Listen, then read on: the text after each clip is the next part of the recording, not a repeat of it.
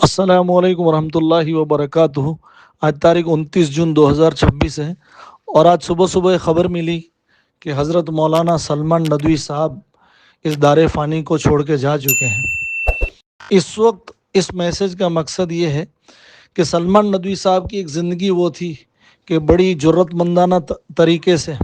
حق گوئی کرتے تھے، اور اس دور کا سب سے بڑا فتنہ آل سعود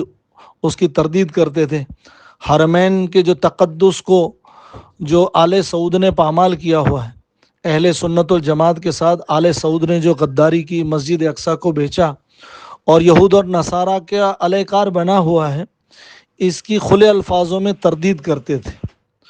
اور یہی جرت شاید ان کے لیے مصیبت کا سبب بن گئی۔ دارالعلوم دیوبند کے اندر آل سعود کے ایجنٹ بن کے چند لوگ بیٹھے ہوئے ہیں، ان کی بے توجہی سے اور ایک علاقائی تعصب کی وجہ سے، اور خاندانوں کی جو موروثی نظام کے پیداوار خاندان ہمارے یہاں ہیں، چند خاندان ہیں جن کے اندر آپس میں اس چیز میں ہوڑ لگی ہوئی ہے کہ دیوبندیوں کا بڑا کون بن بیٹھے۔ اس لڑائی کے نتیجے میں یہ ہوا کہ ان کے ساتھ کچھ ایسے معاملات ہوئے، تو انسان کے ساتھ یہ معاملہ ہوتا ہے، ان کے ساتھ کچھ سیاست ہوئی تو انہوں نے بالکل ہی ایک نئی طرز اختیار کر لی اور رافضیت کے حامی بن گئے۔ کچھ وجوہات ہوتی ہے کہ اہل حق جب کسی کو ساتھ نہیں دیتے ہیں، حسد کی وجہ سے، جلن کی وجہ سے، اس کو ترقی کو نہیں دیکھ پاتے ہیں، تو اس کا بھی دل ٹوٹتا ہے، اس سے کھٹا ہو جاتا ہے اور وہ بدزن ہو جاتا ہے۔ اور یہی نازک دور ہوتا ہے جب باطل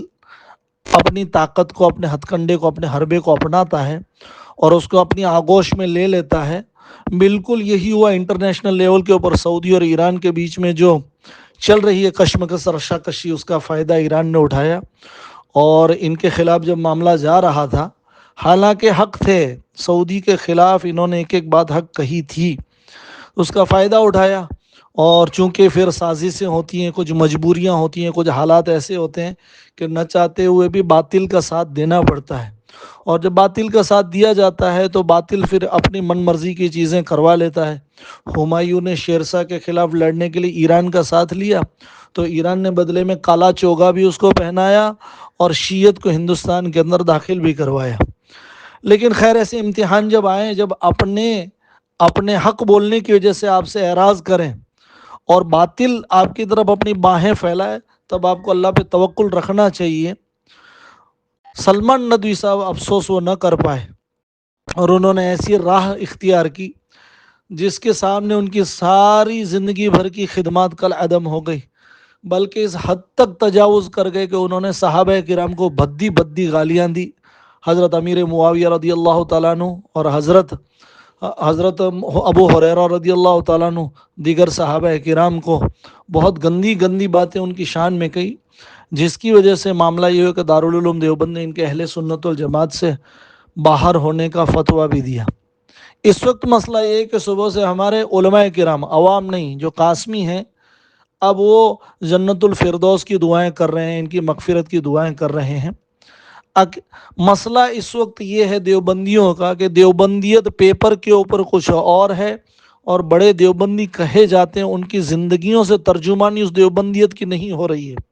اس لیے عوام تذبذب کا شکار ہو رہی ہے، اور ہماری عوام بڑا افسوس آدھی تیتر آدھی بٹیر بن چکی ہے۔ شیعہ جیسا بھی ہے اپنی شیعت کے بارے میں متشدد ہے، پکا ہے، بریلوی جیسے بھی ہیں اپنے مسلک کے بارے میں پکے ہیں، جماعت اسلامی والے جیسے بھی ہیں اپنے مسلک کے بارے میں پکے ہیں، اہل حدیث جیسے بھی ہیں اپنے مسلک کے بارے میں پکے ہیں۔ سب سے زیادہ تیتر اور بٹیر جو ہے ہمارا دیوبندی ہے۔ صحابہ کے بارے میں صاف ہم اہل سنت والجماعت ہیں، جو صحابہ کو گالی دے وہ ہم میں سے نہیں ہے، ہم میں سے نہیں ہے۔ علل اعلان گالیاں دی ہے سلمان ندوی صاحب نے، اور اس پہ اعلانیہ توبہ بھی نہیں کیا۔ تو ایسے وقت میں زیادہ سے زیادہ افسوس کا اظہار اس لیے کیا جا سکتا ہے کہ کاش وہ زندہ رہتے اور اعلانیہ توبہ کرتے۔ اس کے علاوہ ایسے آدمی کے انتقال کے اوپر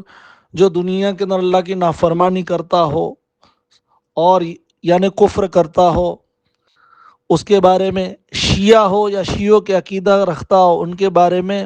دعائیہ کلمہ کہنا یہ گناہ ہے۔ اللہ کے نافرمان کے دنیا سے جانے کے اوپر افسوس نہیں جتایا جائے گا۔ مسلمانوں کے بارے میں بھی یہی ہے کہ اللہ کے نبی علیہ الصلاۃ والسلام نے فرمایا مرنے والے کے بارے میں، جو کہ مسلمان تھا، یا تو یہ راحت پا گیا یا تو اس سے راحت ہو گئی۔